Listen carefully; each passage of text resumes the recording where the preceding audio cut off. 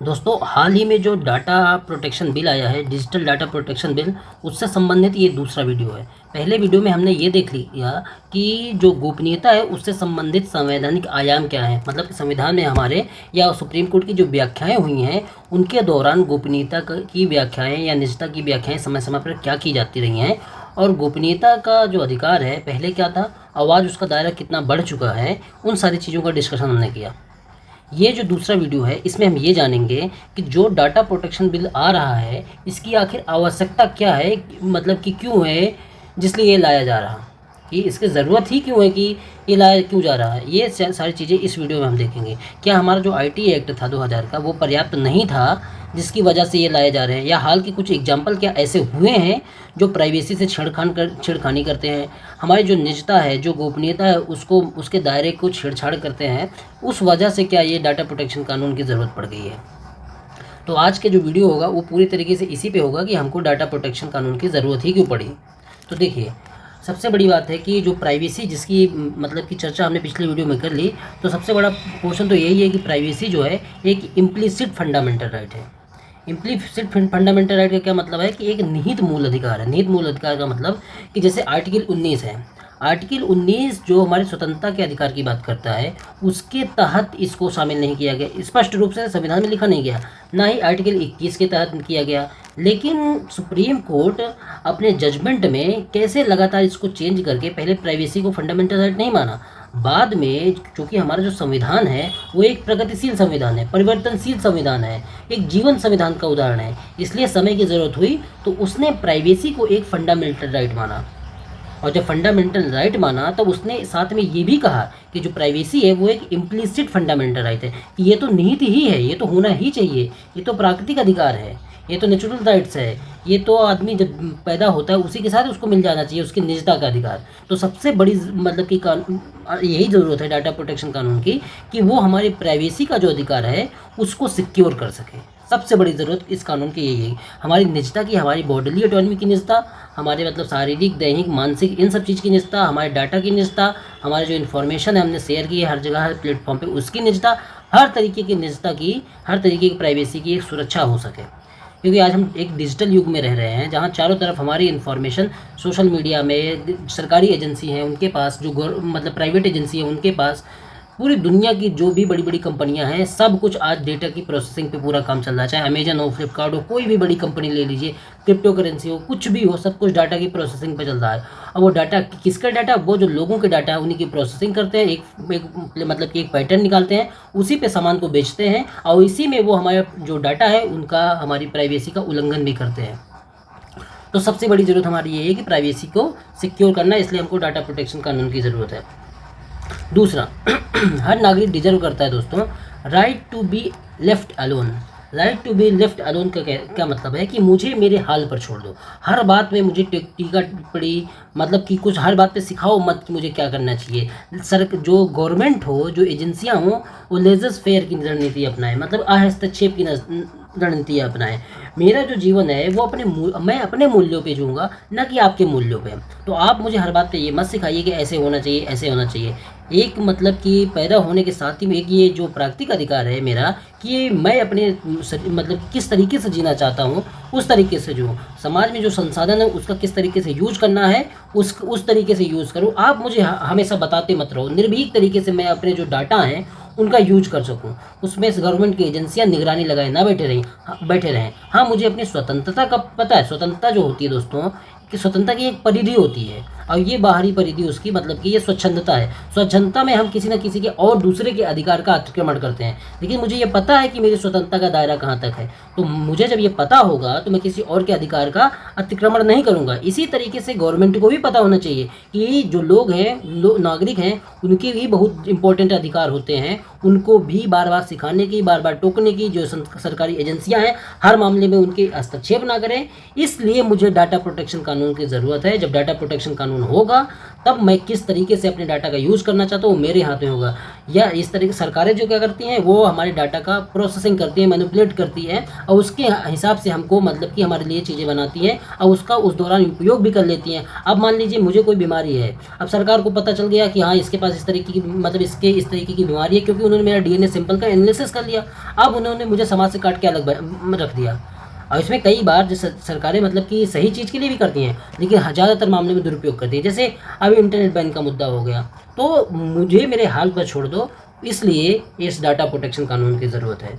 ये इसमें अगर सरकारें यूज करती हैं, लेकिन सरकारें ये कभी गारंटी नहीं देती हैं कि आपका जो भी डाटा है उसको हम सिक्योर रखेंगे, उसको दुरुपयोग नहीं होने दें। अगर नागरिक को गारंटी हो जाए कि भाई जो भी हमारा डाटा है वो सिक्योर रहेगा, सरकारें उसका दुरुपयोग नहीं करेंगी, तो कोई भी आदमी, कोई भी पर्सन इस बात में हिचक करेगा ही नहीं कि हमारा डाटा सरकारें यूज ना करें। वो खूब अच्छे से यूज करने देगा सरकारों को, और खुद भी निर्भीक होकर अपने जो स्वतंत्रता है, उसका जो निजता है उसका यूज करेगा।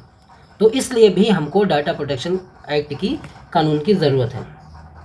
तीसरी चीज़ है, देखिए मेनका गांधी जो केस हुआ था 1978 में, उस पर सुप्रीम कोर्ट ने ये कहा कि जो हमारे मतलब कि ट्रिपल टेस्ट की बात की उन्होंने, कि आर्टिकल 14, आर्टिकल 19 और आर्टिकल 21 ये तीनों एक ट्रिपल टेस्ट है संविधान के, कि कोई भी कानून बनता है, कोई भी रेगुलेशन बनता है, कोई भी रूल बनता है, कोई भी मतलब कुछ भी बनता है, तो कम से कम इन तीनों का सरकारें हमेशा ध्यान रखें कि इन तीनों आर्टिकल का उल्लंघन किसी भी तरीके से नहीं होना चाहिए।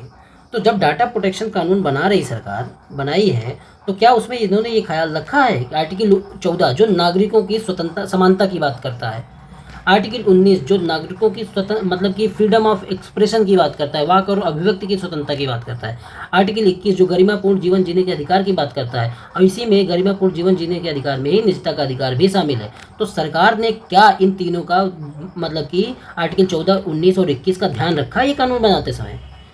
तो अगर जैसे सरकार ने इसका ध्यान नहीं रखा, तो जो डाटा प्रोटेक्शन लाए उसमें मतलब कि ये ज़रूर हो कि सरकार इन मेरे अधिकारों का संरक्षण करे, आर्टिकल 14, आर्टिकल 19, आर्टिकल 21। और जो प्राइवेट कंपनियां होती हैं, इवन बहुत सारी सरकारी कंपनियां इनका दुरुपयोग करती हैं, हमारे निजता का, हमारी मतलब समानता का, स्वतंत्रता का, हमारी गरिमापूर्ण जीवन जीने का इनका उल्लंघन करती है। इसलिए भी एक डाटा प्रोटेक्शन कानून की ज़रूरत है, क्योंकि स्वतंत्रता के जो डाटा वाला पक्ष है, गरिमा का जो डाटा वाला पक्ष है, समानता का जो डाटा वाला पक्ष है, वो तो सिक्योर होना ही चाहिए।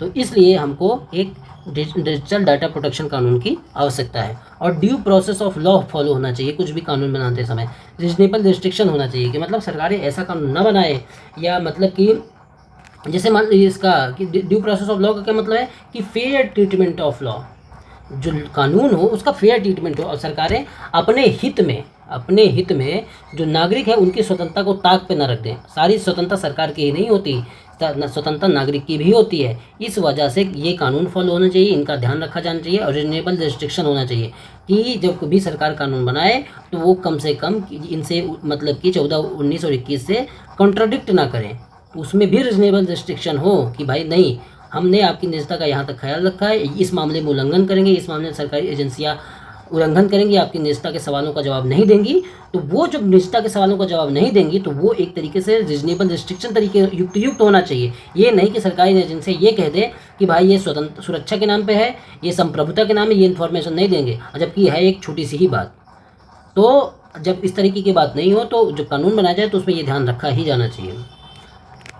ये बात हो गई। अब देखिए जैसे इसमें ये कहा जाता है कि जैसे जो हमारा इंटरनेट का अधिकार है ये एक हमारा फंडामेंटल राइट है, और तो फंडामेंटल राइट है तो इसमें सरकारें क्या करती हैं, इस कानून में ये और मतलब कि इस कानून की हमको और ज़रूरत क्यों है कि सरकारें करती क्या है, या तो वो इंटरनेट पर पूर्ण बैन लगा देती हैं, तो हमको डाटा यूज करने ही नहीं देती है। जैसे मणिपुर में हुआ, कश्मीर में हुआ, हाल में दरभंगा में हुआ। तो जब इस तरह बैन लगा देंगे तो हमारे बहुत सारे अधिकार, इंटरनेट ना यूज कर पाने का अधिकार का उल्लंघन तो होता ही है, तो हमारे रेल टिकट बुक नहीं कर पाते, बच्चे पढ़ाई नहीं कर पाते, इस तरह के बहुत सारे राइट्स का उल्लंघन होता है। तो कम से कम ये युक्त होना चाहिए। या तो सरकारें फिर क्या करती हैं, अगर आपको यूज करने देंगे तो आप यूज करेंगे, तो उसके बाद वो प्रोसेसिंग करती हैं, तो ये भी जब प्रोसेसिंग करती हैं तो इसके खिलाफ भी हमको अधिकार चाहिए। तो इस वजह से एक डाटा प्रोटेक्शन कानून की ज़रूरत है। तो हमने ये देख लिया। अब इसी चीज़ को मतलब कि थोड़ा सा पढ़ लेते हैं कि डाटा संरक्षण अधिनियम जो है व्यक्तिगत स्वतंत्रताओं हेतु अनिवार्य है। व्यक्तिगत स्वतंत्रता हेतु अनिवार्य मतलब पर्सनल जो लिबर्टी है, हमारी जो पर्सनल स्वतंत्रता उसके लिए तो अनिवार्य है। एवं डाटा संरक्षण अधिनियम के द्वारा व्यक्ति विशेष के आंकड़ों, व्यक्तिगत सूचनाओं का प्रयोग किया जाता है। ठीक बात है, प्रोसेसिंग की जा सकती है, ये भी ठीक है।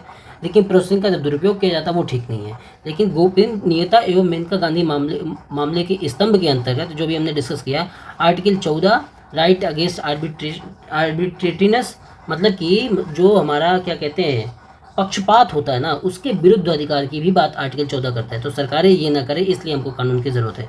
एक पक्षी कानून के निर्धारण के विरुद्ध अधिकार, ड्यू प्रोसेस ऑफ लॉ, मतलब कि फेयर ट्रीटमेंट ऑफ लॉ हो, इसलिए हमको ये कानून चाहिए डाटा प्रोटेक्शन, और रिजनेबल रिस्ट्रिक्शन हो, इसलिए भी हमको ये कानून चाहिए। तो देखिए, अभी हमने ये डिस्कस किया कि कानून क्यों चाहिए। कुछ और एग्जाम्पल हैं, हमारे हाल के समय में कुछ एग्जाम्पल ऐसे आए हैं जो ये साबित करते हैं कि हमको डाटा प्रोटेक्शन कानून की ज़रूरत आ गई है। क्योंकि देखिए, इसमें लिखा गया है कि निम्नलिखित विभिन्न कानूनी उदाहरण सामने आए हैं जो ये प्रस्तुत करते हैं कि भारत में एक विशुद्ध डाटा संरक्षण कानून होना ही चाहिए। कुछ उदाहरण हाल ही में आए हैं जिसमें सरकार क्या करती है, उन कानूनों का, कुछ कानून है सरकार के, उन कानूनों का यूज़ करके प्राइवेसी को भंग करती है। जैसे फ़ोन टैपिंग का मामला हो गया। तो ये सारे जो एग्जाम्पल हाल में आए हैं, इनसे सुरक्षा प्राप्त करने के लिए हमको एक डाटा प्रोटेक्शन कानून की ज़रूरत है। तो अब वो कौन कौन से, मतलब कि कुछ उदाहरण सामने आए हैं, उनको देखते हैं। देखिए, तो पहला एग्जाम्पल जो है इसका वो है टेलीफोन की टैपिंग का।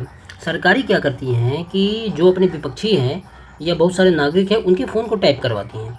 और ये किस कानून के तहत करती हैं? इंडियन टेलीग्राफ एक्ट और ऑफिशियल सीक्रेट एक्ट, इनके तहत वो मतलब कि दूसरों के टेलीफोन को टैप करवाती हैं। लेकिन क्या ये सही है? तो इसका दुरुपयोग होता है दोस्तों। टेलीफोन ये जो कानून है, इनके तहत आपने टेलीफोन की टैपिंग तो करवाई, लेकिन क्या ये सुरक्षा से जुड़ा हुआ विषय था? क्या ये संप्रभुता से जुड़ा हुआ विषय था? क्या आपके पास ठोस प्रमाण थे कि भारत की संप्रभुता और सुरक्षा के ऊपर खतरा है? तो इस तरह की चीज़ें होती नहीं है। तो सरकारें क्या करती, अपने फ़ायदे के लिए केवल, मतलब चाहे विपक्ष के आदमी हो या तो सरकार को लगता है कि ये सरकार के खिलाफ बातें कर रहा है, तो उनके फ़ोन की टैपिंग करवाते हैं, क्योंकि उनके पास ये कानून है, इंडियन टेलीग्राफ एक्ट और ऑफिशियल सीक्रेट एक्ट। तो इन वजहों से ये जो एग्जाम्पल सामने उभर के आते हैं फ़ोन टैपिंग के मामले, इन वजहों से हमको डाटा के प्रोटेक्शन की, हमारे जो फ़ोन टैपिंग हो रही है वो एक तरीके का डाटा ही है। तो उसके खिलाफ एक कानून की ज़रूरत है, एक प्राइवेसी की कानून की ज़रूरत है। तो PUCL versus union of India मामले में सुप्रीम कोर्ट ने ये भी कहा था कि ये PUCL कौन है? People Union for Civil Liberty, एक ऑर्गेनाइजेशन है। इसने मतलब कि केस किया, तो उस मामले में सुप्रीम कोर्ट ने ये कहा कि राज्य फ़ोन टैपिंग कर सकता है, इलीगल बात है और सही बात है कि फ़ोन टैपिंग करना चाहिए, लेकिन कम से कम वो सुरक्षा से जुड़ा हुआ मामला हो तब तो फ़ोन टैपिंग करना चाहिए। आपातकाल या पब्लिक इमरजेंसी सुरक्षा को देखकर ही फ़ोन टैपिंग करना चाहिए, अन्यथा ये फ़ोन टैपिंग इलीगल है। ये मतलब इसके खिलाफ और सुप्रीम कोर्ट कार्रवाई कर सकता है। तो सरकार जो है इसका इन कानूनों का, जो इंडियन टेलीग्राफ एक्ट है, ऑफिशियल सीक्रेट एक्ट है, इनका दुरुपयोग करती है। इसलिए हमको एक मतलब कि प्राइवेसी के कानून की ज़रूरत है। और देखिए, और किस तरह के एग्जाम्पल हमारे सामने आए हैं। वर्तमान में क्या हो रहा है, जो टेक्नोलॉजी है हर दिन नवीन होती जा रही है, हर दिन मतलब नए तरीके की टेक्नोलॉजी आती जा रही है। तो उसको देखते हुए हमको ये पुराने जो हमारे कानून हैं, हमारा जो पुराना IT एक्ट 2000 का है, ये पर्याप्त नहीं रह गया है। ये मतलब अपनी उपयोगिता खोता जा रहा है। तो इसके लिए जो बहुत सारे सोशल मीडिया के नए नए तरीके आ गए हैं, हमारे इन्फॉर्मेशन शेयरिंग के बहुत सारे अलग अलग प्लेटफॉर्म आ गए हैं, वो इस कानून जो IT एक्ट 2000 का उसके दायरे के अंतर्गत नहीं है। तो इसलिए ये कानून अपनी उपयोगिता खोता जा रहा है। इसकी वजह से ही हमको एक नए डाटा संरक्षण कानून की ज़रूरत है। कुछ धाराएं हैं इसकी IT एक्ट की, उसको देखिए वो क्या कहती है, तब आपको समझ खुद ही आ जाएगी कि नहीं भाई, डाटा कानून की ज़रूरत बहुत ज़्यादा है। क्योंकि ये जो IT एक्ट है, ये किस तरीके से हमारी प्राइवेसी का दुरुपयोग करता है। देखिए, अगर इसका section 43A of IT act क्या कहता है, वो मुआवजे की बात करता है कि आपको सरकार को किसी तरीके का शक हुआ और आपको इन्फॉर्मेशन वो जानना चाहती है, तो मान लो आपकी लैपटॉप उठा ले गई, आपका मोबाइल उठा ले गई और किसी तरीके सब कुछ आपका चेक करने के लिए ले गई, और उस दौरान अगर उसने आपकी जो फाइल है उसको करप्ट कर दी, डिलीट कर दी, कुछ भी कर दी, जिससे आपका जो आया मिसयूज किया आपने आपके डाटा का, जबकि आप मतलब कि अपराधी नहीं थे, अपराधी थे भी, तब भी इस तरीके का अगर यूज करती है, आपका करप्ट कर देती है, डिलीट कर देती है, कुछ आपकी काम की इन्फॉर्मेशन, आपके डाटा का मिसयूज करती है, तो उसके लिए मुआवजे की बात की गई है। लेकिन इसमें दिक्कत क्या है कि इसमें यह कहा है कि जो प्राइवेट एजेंसी हैं अगर आपके डाटा का मिसयूज करती हैं तो उसके लिए मुआवजा तो दिया जाएगा, लेकिन अगर गवर्नमेंट एजेंसी आपके डाटा का इस तरह करती, मिसयूज करती है या करप्ट हो जाता है, डिलीट कर देती है आपका डाटा, तो आपको मुआवजा नहीं दिया जाएगा। तो आज आप जानते हैं कि सबसे ज़्यादा इस तरीके के मामले प्राइवेट एजेंसी नहीं करती है, वो तो सरकारी एजेंसी ही करती है, और सरकारी एजेंसी मुआवजा देगी ही नहीं, तो फिर इस कानून की उपयोगिता क्या रह जाएगी। इसलिए हमको नवीन डाटा संरक्षण कानून की ज़रूरत है। इसकी एक और धारा है सेक्शन 72A, ये कहती है कि आपकी रजामंदी के बगैर आपके डाटा का अगर यूज होता है तो आप चाहें तो एक FIR करवा सकते हैं। ये कहता है ये एक क्रिमिनल ऑफेंस है अगर आपका डाटा अगर आपकी मर्जी के खिलाफ यूज होता है। मान लो कि बायोलॉजिकल सैंपल है, सीमन सैंपल है, हेयर सैंपल है, आई का सैंपल है, या कुछ आपकी इन्फॉर्मेशन मतलब कि डिजिटल इन्फॉर्मेशन है, अगर उसका यूज सरकार या कोई भी करता है आपको बिना बताए, तो ये आप उसके खिलाफ एक एफआईआर करवा सकते हैं और ये एक क्रिमिनल ऑफेंस है। लेकिन इसमें दिक्कत क्या है दोस्तों? दिक्कत ये है कि आपको कभी पता भी चलेगा कि कोई आपका डाटा का दुरुपयोग कर रहा है, आपकी फ़ोटो किसी पोर्न साइट पे डाल दे रहा, या मतलब कि आपका फेस लगा के किसी और तरीके से पैसे वसूल रहा, कभी आपको ज़िंदगी में पता भी चलेगा? जब तक पता चलेगा, जब तक आप देखेंगे, तब तक उस डाटा का कितना ज़्यादा मिसयूज हो चुका होगा इसका आप अंदाज़ा भी नहीं लगा सकते। इसलिए हमको एक कानून, ऐसे कानून की ज़रूरत है कि जब भी ऐसी दिक्कतें आए, हमारे डाटा का मिसयूज हो, तो उसके खिलाफ मेरे पास ऐसा कानून होना चाहिए कि मैं कोर्ट जा सकूं, जिससे मुझे प्रॉपर मुआवजा दिया जाए और उसकी भरपाई की जाए अगर किसी ने मेरे डाटा को मेरे रजामंदी के बगैर यूज़ किया है तो। एक धारा आपने लगातार सुनी है, ये मतलब कि बहुत ज़्यादा सुर्खियों में रही, section 69 of IT act, Shreya Singhal मामले में मोहम्मद जुबैर जो मतलब कि ट्विटर पे बहुत ज़्यादा एक्टिव है, जो जिसके विषय में ये कहा जाता है इसी ने फ़ोटो मतलब कि क्रॉप करके या बहुत सारी ऐसे करके नुपुर शर्मा को जेल पहुंचाया है। तो मोहम्मद जुबैर वाला इशू, जबकि ये फैक्ट चेकिंग के नाम करता है, मतलब कि क्या भाजपा सही बोल रही है कि गलत यूज कर रही है, तो सोशल मीडिया में फैक्ट चेक करता है। तो इसके भी इस सेक्शन IT एक्ट के तहत इसको जेल में डाल दिया गया था। तो इसको देखेंगे कि इसके तहत क्या करती है सरकार। 69A के तहत सरकारें क्या करती है कि सरकार किसी भी इंटरनेट की सूचना को मॉनिटर कर सकती है, डिक्रिप्ट कर सकती है, उसकी मतलब प्रोसेसिंग कर सकती है, सोशल मीडिया की जो पोस्ट है उसको डिलीट कर सकती है, किसी डॉक्यूमेंट्री को रिलीज करने से मना कर सकती है, वीडियो हटवा सकती है, ट्विटर या अन्य सोशल मीडिया प्लेटफॉर्म को निर्देश दे सकती है। जब इतना सब कुछ सरकार कर सकती है तो इसका सरकार दुरुपयोग तो आराम से कर सकती है, ये कह के कि भाई सुरक्षा के नाम पर आपने जो पोस्ट डाली है ये हमारे यहाँ पे जो संप्रभुता को खतरा पैदा कर सकती है, सुरक्षा को खतरा पैदा कर सकती है, हमारे सोशल हार्मोनी को खतरा पैदा कर सकती है, तो उसको डिलीट करवा देती है। जबकि आप जानते हैं कि रियलिटी में कि लाखों पोस्ट ऐसी होती हैं जिसको सरकार डिलीट नहीं करवाती है और सरकारें सिर्फ अपने फ़ायदे के हिसाब से चीज़ें डिलीट करवाती हैं, तो इसका कानून का दुरुपयोग होता है। तो इसलिए हमको एक डाटा प्रोटेक्शन कानून की ज़रूरत है कि जो आर्बिट्रेट की तरह मतलब कि पक्षपात की तरीके से जो डाटा हमारे प्लेटफॉर्म पे हैं उनका जो मतलब कि उनका दुरुपयोग जो होता है, हमारी पोस्ट को डिलीट करवा दिया गया और जबकि जो उनके फेवर में पोस्ट है उनको डिलीट नहीं करवा दिया गया। तो इस तरीके की चीज़ों से बचने के लिए हमको एक डाटा प्रोटेक्शन कानून की ज़रूरत है। तो ये धारा जो 69A क्या कहती है कि सरकारी एजेंसियों को अधिकार देती है कि इंटरनेट पर मौजूद जो डाटा की मॉनिटरिंग कर सके एवं निगरानी की व्यवस्था कर सके। तो इसकी इन सबों की वजह से हमको डाटा प्रोटेक्शन कानून की ज़रूरत है। और देखिए किन वजहों से हमको डाटा प्रोटेक्शन कानून की ज़रूरत है। सरकार क्या की है कि एक IT रूल जो 2000 मतलब कि IT एक्ट जो हमारा है 2000 का, उसके तहत IT रूल 2021 लेके आई है। उसमें सरकार ने ये कहा है कि जो OTT हैं, ओवर द टॉप प्लेटफॉर्म है, उनको हम रेगुलेट करेंगे। रेगुलेट का मतलब है कि जो नेटफ्लिक्स है, जो हॉटस्टार है, जो अमेजन है, जो मतलब कि और सारे जो प्लेटफॉर्म हैं उनको हम रेगुलेट करेंगे। और इसी रेगुलेट करने के तहत उन्होंने BBC को जो डॉक्यूमेंट्री नरेंद्र मोदी भी आई थी उसको उन्होंने डिलीट करवा दी। अब देखिए तो यहीं पे सरकार का दोहरापन दिखता है। बहुत सारी ऐसी डॉक्यूमेंट्री आई जो सरकार के सपोर्ट में थी, उसको उन्होंने डिलीट नहीं करवाया और इस तरीके की जो डॉक्यूमेंट्री आई उसको डिलीट करवा दिया, वहाँ पे सेंसरशिप लागू कर दी। तो जैसे सुप्रीम कोर्ट ने राजनारायण केस में कहा था कि सूचना का अधिकार जो हमारा एक फंडामेंटल राइट है, उसके तक मुझे ये जानने का अधिकार है, मुझे ये इन्फॉर्मेशन आनी चाहिए कि BBC की डॉक्यूमेंट्री में क्या था, या और 1984 के दंगों पर, गुजरात दंगों पर, इन सब चीज़ों पर भी डॉक्यूमेंट्री बननी चाहिए, प्लेटफॉर्म पर आनी चाहिए। जानने का अधिकार हम सबको है, लेकिन सरकारें अपने हिसाब से करती हैं, अपने उनके जो सूट करेगा उसको मतलब कि प्लेटफॉर्म पे आने देंगे और नहीं तो फिर सेंसरशिप करके या डिलीट करवा देंगे। तो इस IT रूल के खिलाफ हमको एक प्राइवेसी का कानून जो हमारी निजता को, जो हमारी इन्फॉर्मेशन को बरकरार रख सके, उसके लिए एक कानून की आवश्यकता है। सरकार ने क्रिमिनल प्रोसीजर आइडेंटिफिकेशन एक्ट 2022 लाया। इसमें सरकार ने क्या किया? इसमें सरकार ने ये किया कि जो सरकारी एजेंसियां हैं किसी भी व्यक्ति के बायोलॉजिकल डाटा सैंपल को कलेक्ट कर सकती थी। अगर आरोपी है या व्यक्ति या संदेही है तो, और ये जो है CRPC की धारा सेक्शन 53 के अंतर्गत लिखा था। लेकिन पहले क्या होता था कि अगर जब इसमें मतलब कि इस क्रिमिनल प्रोसीजर जो एक्ट था पहले वाला, उसमें था कि अगर इस तरह का बायोलॉजिकल डाटा सैंपल इकट्ठा करना है तो मजिस्ट्रेट की मतलब की परमिशन की ज़रूरत होती थी। लेकिन सरकार ने इसको मतलब संशोधन करके ये कह दिया कि अब मजिस्ट्रेट की परमिशन की ज़रूरत नहीं है, अब इन्वेस्टिगेशन ऑफिसर जो एसआई रैंक का भी मतलब कि ऑफिसर है वो भी सीआरपी इसका मतलब बायोलॉजिकल डाटा सैंपल को इकट्ठा कर सकता है किसी व्यक्ति के। अब बताओ दोस्तों, जब यहाँ तक कर सकता है तो जो नॉर्मल जो मतलब कि उस जगह के विधायक सांसद होते हैं या उस प्रभावशाली व्यक्ति होते हैं, तो वो इन एसएचओ या एसआई इनको प्रभावित करके किसी भी व्यक्ति का जो बायोलॉजिकल डाटा सैंपल है उसको निकलवा सकते हैं, सरकार उसको निकलवा सकती है, उसका दुरुपयोग कर सकती है। तो पहले थोड़ा कठिन था, लेकिन अब उसको आसान कर दिया गया। इस वजह से भी हमारे जो बायोलॉजिकल डाटा सैंपल है उनका मिसयूज ना हो, इस वजह से भी हमको डाटा प्रोटेक्शन कानून की ज़रूरत है। और देखिए, एक डीएनए रेगुलेशन बिल 2019 का प्रस्तावित था जो मतलब कि कोलैप्स कर गया था और सरकार ने अभी विड्रॉ कर लिया इसको। अब इस तरीके के बिल दोबारा आए तब उसके लिए मेरे पास किस तरीके की सिक्योरिटी है, सुरक्षा है, या अगर इसका दुरुपयोग होता है तो मैं मतलब कि किस एजेंसी के पास जा सकता हूँ या उसके खिलाफ केस करूँगा, इस चीज़ का अधिकार मेरे पास होना चाहिए। तो इस बिल में था क्या कि सरकार ये कह रही थी कि पूरे भारत के नागरिकों का एक डीएनए डाटा बैंक बनाया जाएगा, और जब डीएनए डाटा बैंक बनाया जाएगा तो इसकी सबसे ज़्यादा संभावना बनती थी कि सरकार इसका मिसयूज करेगी। वो एक डीएनए प्रोफाइलिंग कर सकती है, मिसयूज कर सकती है, सबका डाटा इकट्ठा कर लेगी और फिर किस तरीके के लोग कुष्ठ रोग से प्रभावित हैं, किस तरह के लोग एचआईवी से प्रभावित हैं, सबका एक डाटा बैंक बना लेगी। और उस तरीकों को जो लोग हैं उनके खिलाफ समाज में भेदभाव जैसी चीज़ें सामने आ सकती थी। तो इसलिए इस तरीके के कानून अगर भविष्य में आते हैं तो उसके लिए भी मुझे एक ऐसा कानून हो जो इन तरीक़ों से इन सब चीज़ों से मुझे सुरक्षा प्रदान करता हो। तो इसलिए हमें एक डाटा प्रोटेक्शन कानून की ज़रूरत है।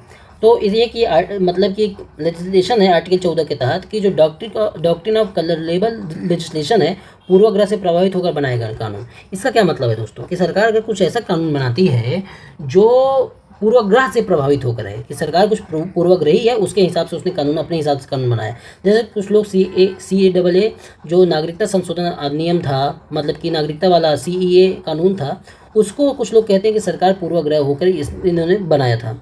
अगर इस तरह के कानून कुछ सामने आते हैं तो उसके खिलाफ भी मुझे इस एक डाटा प्रोटेक्शन कानून की ज़रूरत है कि अगर मतलब कुछ लोगों को तो सरकार जिनको पसंद करती है उनके लिए छूट हो, और जिनको सरकार पसंद नहीं करती है उनके डाटा का मिसयूज किया जाए।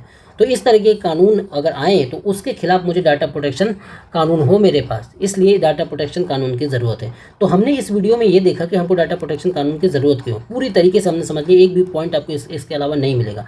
अगले वीडियो में हम ये देख लेंगे जो हमारा data protection digital data protection bill आया है उसमें उसके क्या पॉजिटिव नेगेटिव है, उसका मूल्यांकन कर लेंगे कि उसमें सरकार ने क्या लूप होल्स कर दिए हैं या उसकी अच्छाई क्या है, वो चीज़ें देख लेंगे, जिससे हमारा ये पूरा टॉपिक कंप्लीट हो जाएगा। धन्यवाद दोस्तों।